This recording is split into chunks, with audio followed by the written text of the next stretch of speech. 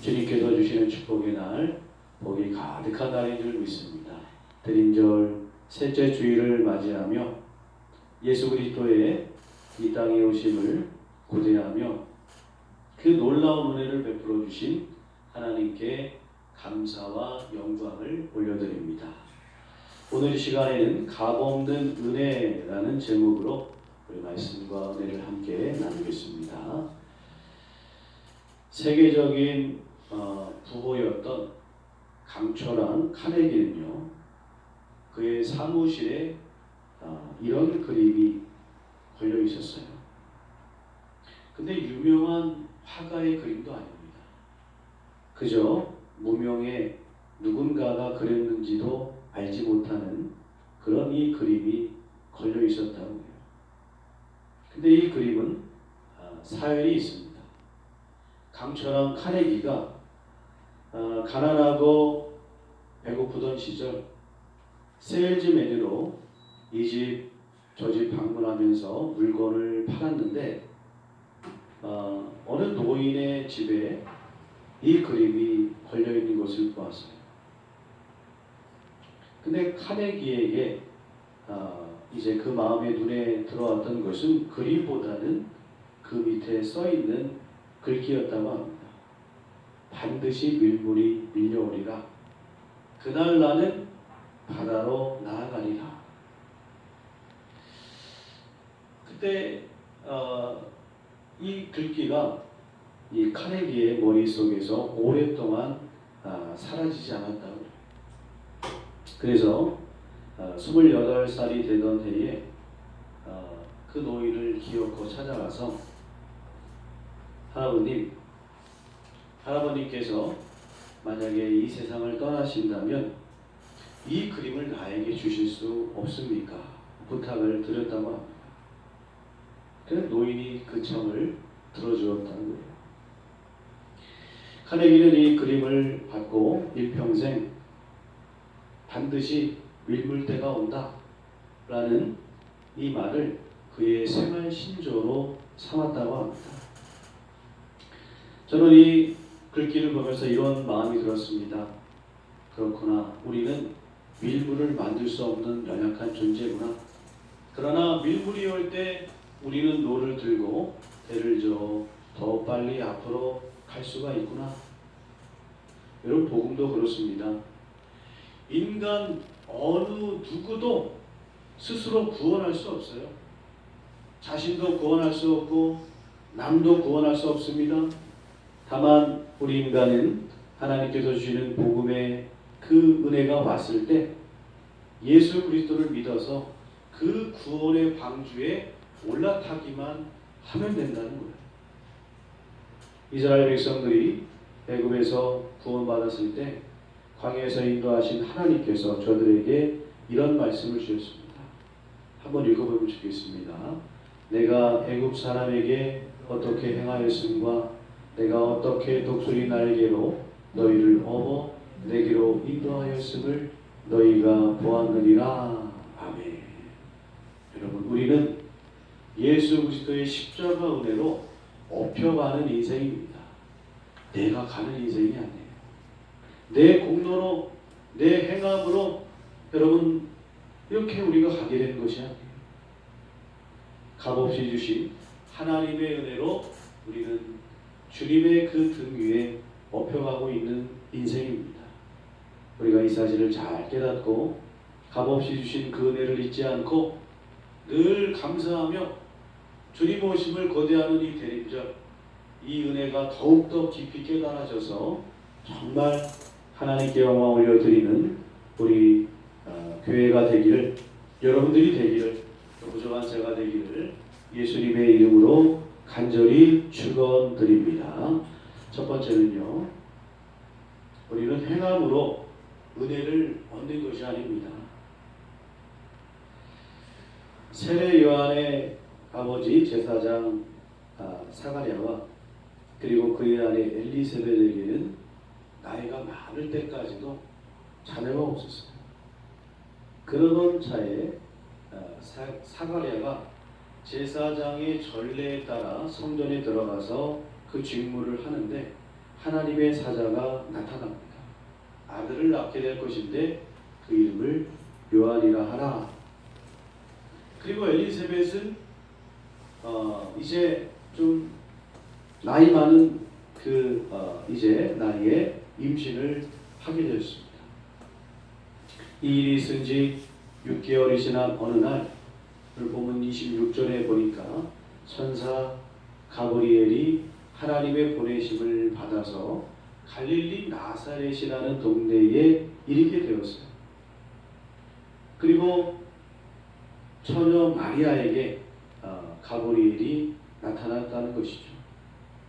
참고로 이 나사렛이라는 동네는요, 여기 보시면 다볼산, 모래산 뒤쪽에 감추어져 있는 당시 1600명의 작은 동네, 달동네쯤 되는 그런 동네였다고 합니다. 이곳에서 마리아는 요셉과 정혼하고 결혼할 날을 기다리고 있었어요. 유대 풍습에 따르면 정혼하고 이제 한 1년쯤 지난 후에 결혼식을 올렸다고 합니다. 이렇게 어떻게 보면 신혼생활에 단꿈에 젖어 있는 마리아에게, 고대하고 있는 마리아에게 가브리엘 천사가 나타나서 이렇게 말하는 겁니다. 은혜를 받은 자여 평안할지어다. 주께서 너와 함께 하시도다. 또 30절에 보니까 마리아에게 내가 하나님께 은혜를 입었느니라 라고 말씀하고 있습니다. 28절에서 말하는 은혜를 받은 자여는 값없이 은혜를 받다, 거저 받다, 그런 뜻입니다. 또 30절에 은혜를 입었다 라는 표현은 은혜 받기에 합당한 조건이 없음에도 불구하고 하나님 편에서 호의를 베풀어 주신 것이다, 이런 뜻이라고 합니다. 그러니까 마리아가 메시아 예수님을 성령으로 잉태하게 된 것은 값없이 받은 은혜라는 거예요. 은혜 받기에 어떤 조건이 있었기 때문에 은혜를 받은 것이 아니라 하나님께서 호의를 베풀어 주셔서, 그래서 이제 메시아 예수님을 잉태하게 된 것이다, 이런 말입니다. 제가 가톨릭 교리는 좀 잘 알지 못하지만 찾아보니까 마리아에 대해서 이렇게 이야기하더라고요. 마리아는 예수 그리스도의 어머니로서 평생 동정녀였다. 그러니까 평생 남자를 알지 못했다, 그러더라고요. 또 보니까 마리아는 하나님의 은총을 받아서 원죄에서 면제되었다. 마리아는 원죄 없이 그래서 잉태되었다, 이렇게 또 말합니다. 또 마리아는 육신과 영혼이 모두 승천하여서 부활하신 그리스도와 함께 계신다. 그래서 인류를 위한 중개자가 마리아다, 이렇게 이제 이야기하더라고요. 여러분, 그런데 성경에서는 분명히 이야기합니다. 여러분, 마리아의 공로 때문에 택함 받은 것이 아니에요. 하나님의 값없는 은혜로 그녀가 선택받았다는 것입니다. 성경 어디에 마리아가 원죄에서 면제되었다고, 평생 동정녀였다고, 원죄 없이 잉태되었다고, 여러분, 그런 말이 어디 있습니까? 여러분, 성도는, 우리 그리스도인은 성경으로 말해야 됩니다. 오늘 본문의 말씀을 다시 보십시오. 은혜를 받은 자여라고 되어 있습니다. 은혜를 하나님께 입었느니라 라고 말씀하고 있어요. 그래, 너의 행위와 너의 행함이 받을만하다 라는 것이 아니라 하나님께서 값없는 은혜를 마리아에게 주셨다는 거예요. 어떤 인간의 노력이나 열심이 있어서 이렇게 된 것이 아니라는 겁니다. 여러분, 주님의 이 땅에 오심은 전적으로 하나님의 은혜인 줄로 믿습니다. 인간이 뭔가 행함이 있어서 어떤 선한 것이 있어서 여러분 하나님께서 이 땅에 그것 보시고 예수님을 보내주신 것이 아니에요. 성경에 보면 얼마나 참 부끄러운 모습들이 많이 기록되어 있습니까? 여러분 구원이 그렇습니다. 예수 그리스도를 믿어 구원받게 된 것은 내가 십자가 예수님을 믿어 주었기 때문에 구원받은 것이 아니에요. 하나님께서 값없는 은혜를 우리에게 베풀어 주셨기 때문인 줄로 믿습니다. 여러분 이 은혜가 얼마나 큰지 몰라요. 이 은혜의 값어치가 값을 매길 수 없을 만큼 크다는 겁니다. 그런데도 불구하고 우리가 이 은혜가 와닿지 않는 것은 아마 우리의 개념을 뛰어넘은 인간의 개념을 뛰어넘은 그런 엄청난 값어치이기 때문이다라고 저는 생각합니다. 제가 예전에 학교 다닐 때만 하더라도 그때 가장 부자들은 억 단위의 부자들이었어요. 근데 지금은요 조 단위의 부자들이 막 이제 생겨나기도 합니다. 그때 조라는 단위는 억보다는 높은 개념이었지만 뭐 1조 원의 부자다라는 거는 생각지도 못했어요. 와닿지 않던 그런 시대였습니다. 여러분 하나님께서 우리에게 베푸신 구원의 값, 저는 그것이 만약 우리 마음속에 와 닿는다면 우리 인생은 정말 하나님 앞에 엎드려서 그냥 날마다 울음바다로 살 수밖에 없다고 생각이 되어졌습니다. 여러분 그 값어치가 우리 마음속에 도저히 와 닿을 수는 없지만 그러나 바라기는 그 값없는 은혜가 깨달아져서 하나님께 늘 감사할 수밖에 없는 우리 믿음의 성도들이 되기를 예수님의 이름으로 간절히 축원드립니다. 두 번째는요, 오직 하나님의 은혜로 우리는 받을 뿐이에요. 얼마 전에 그 짤막한 설교의 내용을 좀 듣다 보니까 그 목사님이 이런 말씀을 하시더라고요. 세상에는 두 종류의 신이 있습니다. 첫째는 인간을 창조하신 하나님이 계시고 두 번째로 사람이 만들어낸 신이 있습니다. 하나님께서 그러니까 인간을 창조하신 하나님이 계시고 사람이 만든 신만 있을 뿐이라는 거예요. 여러분 사람이 만든 신의 공통점이 무엇인지 아십니까? 끊임없이 무언가 행함이 있어야지만 공로가 있어야지만 여러분 그 은총을 받을 수 있다는 거예요. 그러나 창조주 하나님은 다르시죠. 하나님께서 베푸시는 은혜는요 값을 매길 수가 없어요. 지불할 수가 없습니다. 여러분 만약 구원에 대한 값을 우리가 지불해야 된다고 한다면 얼마를 내야 될까요?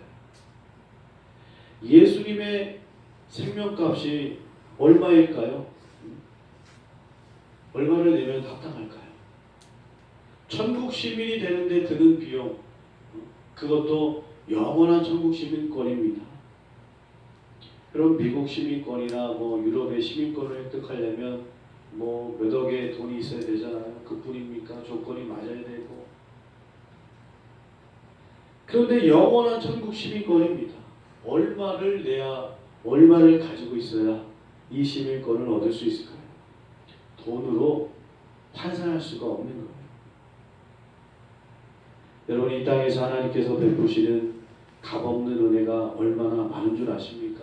우리가 지금도 호흡하고 있는데 이 산소의 값어치, 그리고 날마다 비춰주시는 저 빛의 값, 우리가 정말 풍족하게 쓰고 있는 물, 땅, 모든 중력, 모든 것들이 여러분 값어치를 매길 수가 없다는 거예요. 우리는 그저 하나님께서 베푸시는 것을 그냥 값없이 누릴 뿐이라는 것입니다. 오늘 본문의 말씀을 살펴보다 보니까 마리아도 그저 하나님의 은혜를 받았을 뿐이라는 것이죠. 아까도 말씀드렸습니다. 무언가 공로가 있었기 때문에 선택받은 것이 아니라는 거예요. 31절을 보니까 천사 가브리엘은 마리아에게 보라 내가 잉태하여 아들을 낳으리니 그 이름을 예수라 하라. 성령으로 잉태될 것이다 라고 말씀합니다. 여러분, 성령으로 잉태되는 그 과정에서 마리아가 어떤 역할을 했나요? 마리아가 뭘 했습니까? 성경은 그런 내용은 다루고 있지 않죠. 물론 어떤 사람은 마리아가 선한 삶을 살았기 때문에 선택받았다라고 말합니다. 물론 일리가 있는 부분일 수도 있습니다. 그러나 로마서 3장 23절에 보면 모든 사람이 죄를 범하였음에 하나님의 영광에 이르지 못하더니 라고 말씀하고 있어요. 여러분, 이 세상 어떤 누구도 죄 없는 자가 없습니다. 거룩하신 하나님을 모실 만한, 품을 만한 그런 그릇 되는 사람이 없습니다. 죄 없는 사람은 없습니다.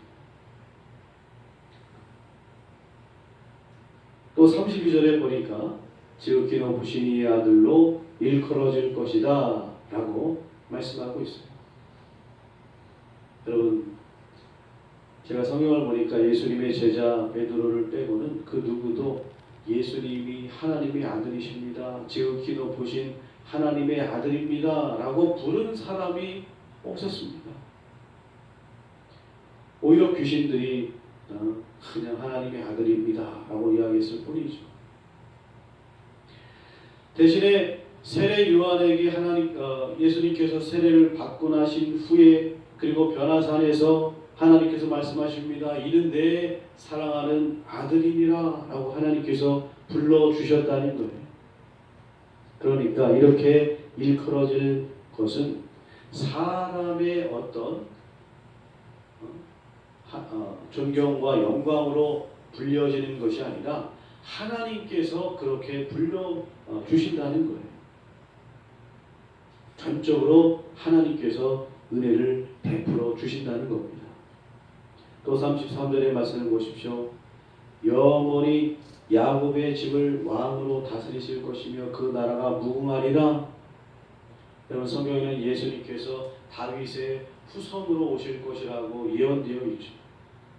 엄밀히 따지면 그러나 예수님은 혈통적으로 보면요, 성령으로 마리아에게 잉태되어서 요셉의 피가 섞이지 않았습니다.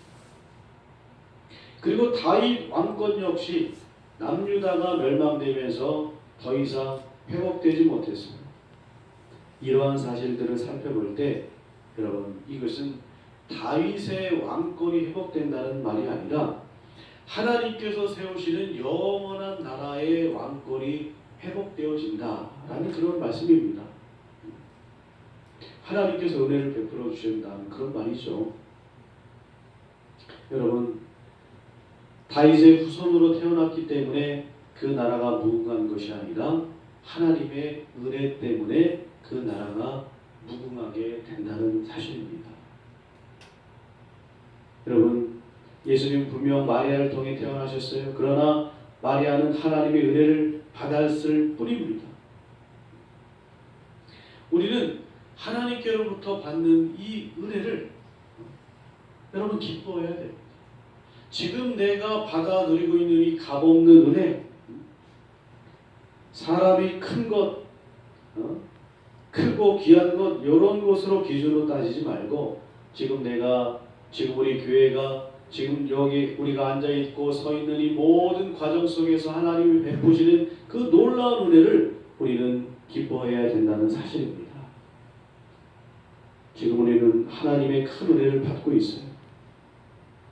내가 받았다 못 받았다 평가하지 말고 여러분, 지금 하나님께서 우리에게 베풀어 주시고 계시는 이 놀라운 큰 은혜에 기뻐하고 감사하는 우리 모두가 되어서 이번 대림절이 정말 기쁨이 충만한 그런 내림절이 되기를 예수님의 이름으로 간절히 축원드립니다.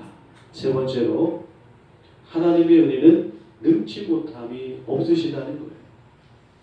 가브리엘의 이야기를 들은 마리아는 37절 이렇게 말하죠. 나는 남자를 알지 못하는데 어떻게 아이를 가질 수 있습니까?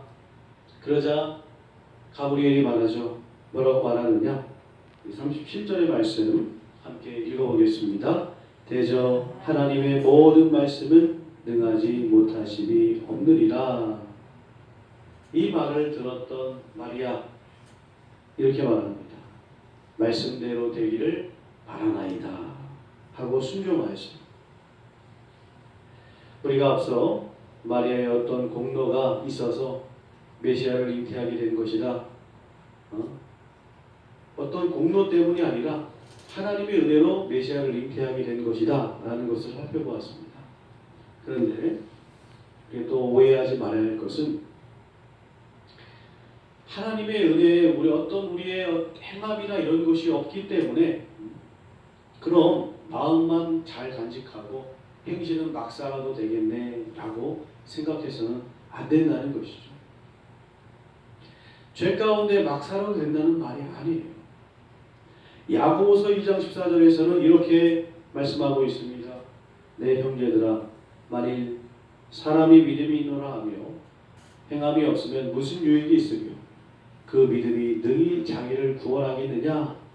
그럼 참 믿음에는 행함이 뒤따르게 되는 줄 믿습니다. 진짜 하나님 믿으면 그 믿음의 행동이 뒤따라 나오게 되어 있다는 거예요. 본문 35절부터 38절의 말씀도 결국 믿음에 따른 행함이 있었기 때문에 마리아가 준비된 자로 하나님께 쓰임받았다는 내용이 기록되어 있죠. 특별히 34절을 보면 나는 남자를 알지 못하니 어찌 일이 있으리이까 라고 이런 말을 합니다. 그러니까 마리아는 순결하게 하나님 말씀 붙들고 자신을 이제 지키면서 가꾸었다는 말 아닙니까? 준비된 사람이었다는 것이죠. 만약 세상 말로 막 살고 있었는데 천사 가브리엘이 나타나서 메시아 예수님을 잉태하게 될 것이다 이렇게 말했을까요? 그렇지 않다는 겁니다. 그러나 마리아가 순결하게 살았다는 것보다 더 중요한 것이 있습니다. 그것은 바로 하나님께서는 능치 못함이 없으시다는 거예요. 사실 마리아도 이성적으로 생각했어요. 내가 남자를 모르는데 어떻게 임신할 수 있을까?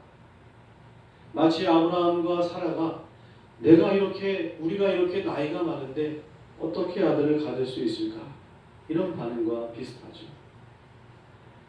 여러분, 사람은 하나님의 말씀을 듣게 될 때 이성과 경험을 먼저 판단합니다. 지금도 그래요. 세상은요, 마리아의 잉태에 관해서 과학적으로, 의학적으로 따지고 해석하고 판단하려고 합니다. 그런데 지금 말씀하시는 분이 누구십니까? 하나님이세요. 여러분, 하나님으로서는 능하지 못함이 없다는 겁니다. 창조주 하나님의 그 능력을 왜 자꾸 피조물인 인간의 능력으로 가져와서 자꾸 판단하고 끌어내리고 제한하려고 하는 겁니까? 저번에 한 과학 프로그램을 보니까 어느 과학자가 이런 말을 합니다. 종교와 과학은 다른 영역입니다. 과학자가 그래요. 종교와 과학은 다른 영역이래요. 여러분, 하나님의 일하심은 인간의 영역을 벗어나서 일하시는 분이십니다. 욥기서 37장 5절을 보십시오. 하나님은 놀라운 음성을 내시며 우리가 헤아릴 수 없는 큰 일을 행하시느니라. 도저히 우리가 판단할 수 없는 일을 행하시는 분이 하나님이시라는 거예요. 그러므로 하나님의 일하심에 대해서 우리는 판단과 분석이 아니라, 마리아도 이해가 되지 않았지만 그러나 마리아의 대답처럼 순종하는 모습이 성도의 올바른 모습인 줄로 믿습니다. 38절의 말씀을 한번 같이 함께 읽어보겠습니다. 마리아가 이르되 주여 요정이오니 말씀대로 내게 이루어지이다 하매 천사가 떠나가리라. 아멘. 여러분, 왜 아브라함이 믿음의 조상으로 불리게 되었습니까? 하나님 말씀을 받았을 때 머리로는 경험으로는 이해가 되지 않지만 그럼에도 불구하고 하나님 말씀을 믿고 그 아들 이삭을 데리고 모리아산에 번제로 드리기 위해서 올라갔다는 거예요. 이해될 수 없지만 결코 수용할 수 없지만 그러나 하나님께서는 능치 못함이 없으신 하나님이시다. 이 사실을 믿었기 때문에 순종했기 때문에 그는 믿음의 조상이 되었다는 사실입니다. 여러분 이런 신앙 고백으로 이번 성탄절 우리 주님을 맞이하시기를 바랍니다. 주님을